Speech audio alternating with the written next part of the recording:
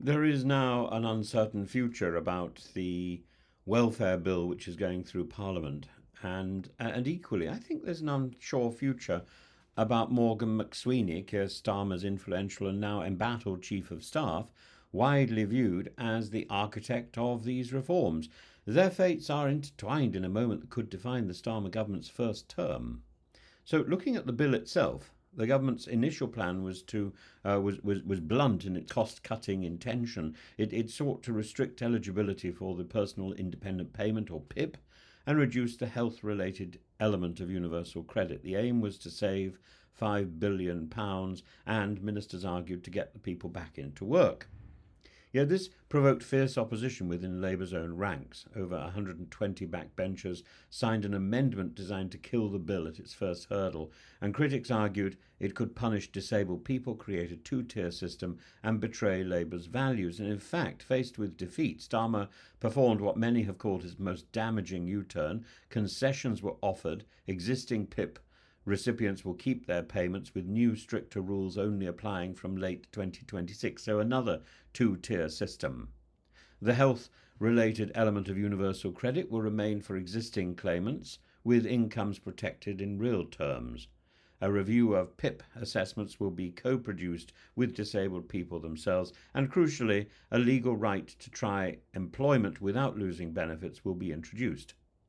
These concessions reduced the projected savings from £5 billion to perhaps £2 billion, blowing a hole in Rachel Reeves' carefully crafted budget plans. Even after these concessions, divisions remain deep. Many Labour MPs have signalled that they will now back the bill, but dozens remain unconvinced, arguing the changes are vague promises not written into the bill itself. Trust is at a low ebb, and MPs such as Vicky Foxcroft and Olivia Blake have accused the leadership of creating an unethical system that will punish new claimants after 2026 while shielding existing recipients. Others simply do not trust Number 10 to keep its promises.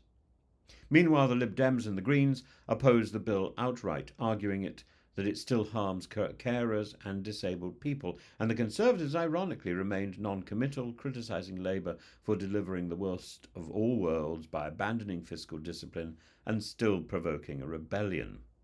This vote has become, or will become, a test of Starmer's authority. A Prime Minister with a majority of over 160 should not be negotiating with his own backbenchers in panic. Yet that is precisely what is happening. At the heart of this crisis is the figure of Morgan McSweeney. He is Starmer's chief of staff, the strategist who orchestrated Labour's landslide victory by dragging the party to the centre ground. A softly spoken Irishman, he is credited with purging the hard left from candidate selections and crafting Labour's more patriotic, fiscally responsible stance, but his instincts are also blamed for this debacle. McSweeney is said to have pushed hard for a blue Labour approach, appealing to Brexit-era red wall seats by adopting tougher stances on welfare, immigration and crime, and his supporters argue this is necessary to defeat Reform UK, which threatens Labour's hold on northern working-class constituencies. Of course, it also gives credibility to Reform UK, which of course now is being given credibility not only by the Conservative Party and Kemi Badenoch's absurdities, but also by Starmer, dragged forward by McSweeney. Many Labour MPs see this as a cynical, right-leaning strategy that neglects Labour's traditional urban and progressive base. They accuse McSweeney's team of arrogance, of failing to consult MPs, dismissing their warnings about the rebellion and pursuing a policy that is morally indefensible. Some Labour insiders have described it as a government by political marketing. Others see McSweeney as a lightning rod, a convenient scapegoat for a collective failure of leadership. So what happens next? The concessions may be enough to get the bill through its next vote, but they have weakened it substantially. Savings have fallen sharply. Critics say the changes risk creating an unequal system where future claimants are treated worse than current ones. And moreover, these promises will have to be legislated later at the committee stage or via separate regulations. Labour's leadership is asking MPs to take them on trust. Trust that, as many rebels argue, has already been squandered. Beyond Parliament, the bill's future will depend on whether Labour can sell it to the public. They will need to make the moral case for reform, arguing that a reformed welfare system will be more compassionate, supportive and sustainable. And if they fail, this welfare bill will become Labour's poll tax moment, a symbol of betrayal and incompetence that opponents will weaponise. So, what of McSweeney? He remains indispensable to Starmer for now. His political skills, his focus on message discipline and his electoral instincts have delivered Labour power, but his position has never been so vulnerable. Rebels want him sidelined, blaming him for cutting off backbench dialogue, ignoring warnings. Even loyalists admit Downing Street's handling of the rebellion was a communications failure of the first order. Ultimately, his fate is tied to Starmer's. If Labour's polling recovers, if the government regains its authority, McSweeney will likely survive.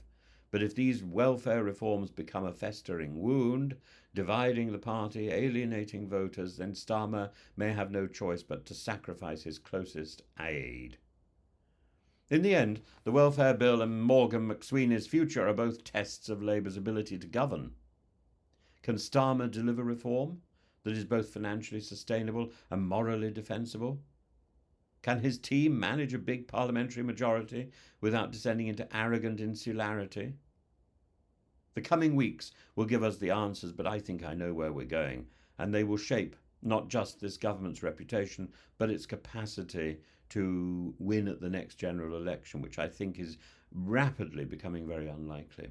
The problem is not the damage to Labour. The problem is the rise of Reform UK, because the Conservative Party does not represent a solution or an alternative.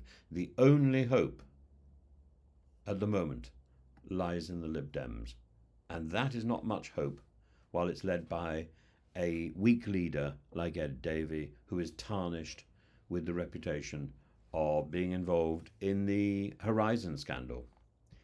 I think if anybody is looking at this at our British political system and wondering where we will be in 4 years' time, they must be hoping that Ed Davey will move on.